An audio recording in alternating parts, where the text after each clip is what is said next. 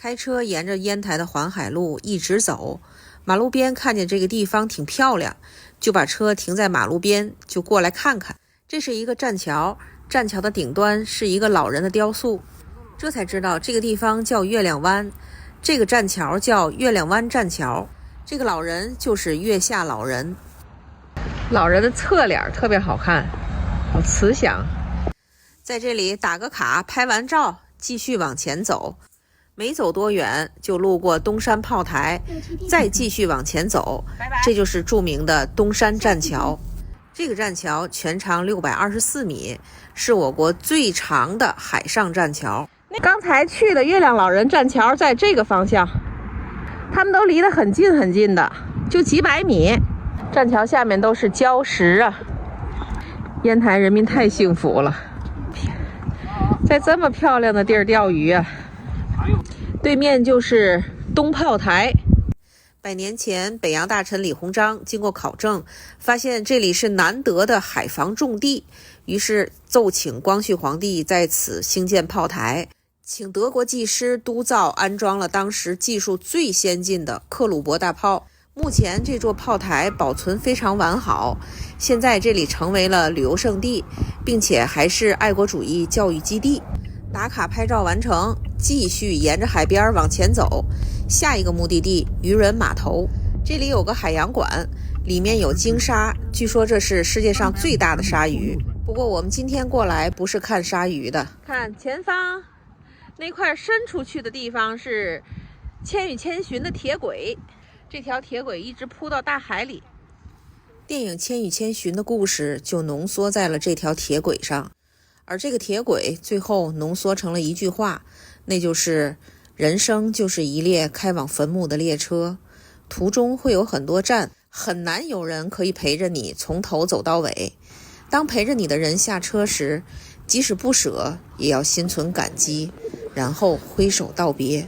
千与千寻曾经看到的是故事，现在看到的是人生。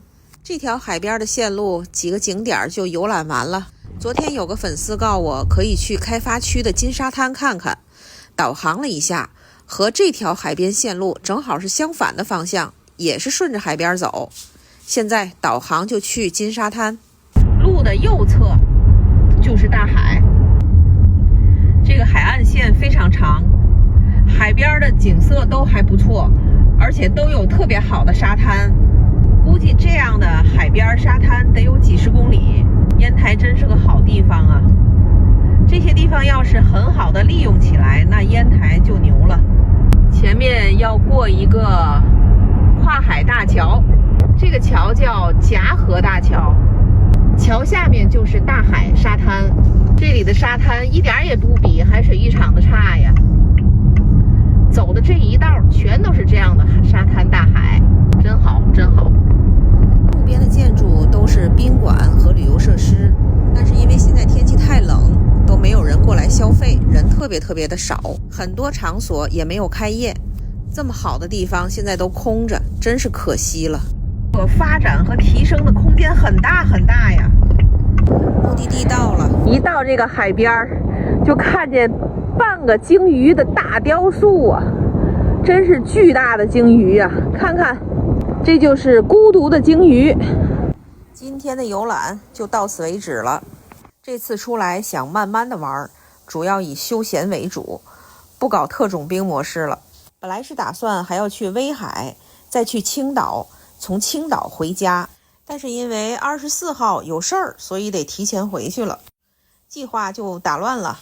正好昨天有位网友跟我说，我来的时候路走的有点可能不对，应该从天津到莱州，然后招远、龙口、蓬莱到烟台，而我是走的高速导航的天津到的莱阳到烟台。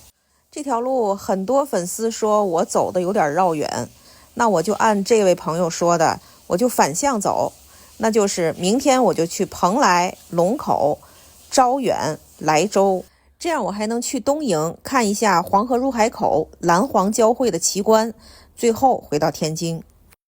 晚上点的外卖就不出去吃了，三鲜焖子、老烟台辣椒炒肉，还有土豆丝儿、米饭。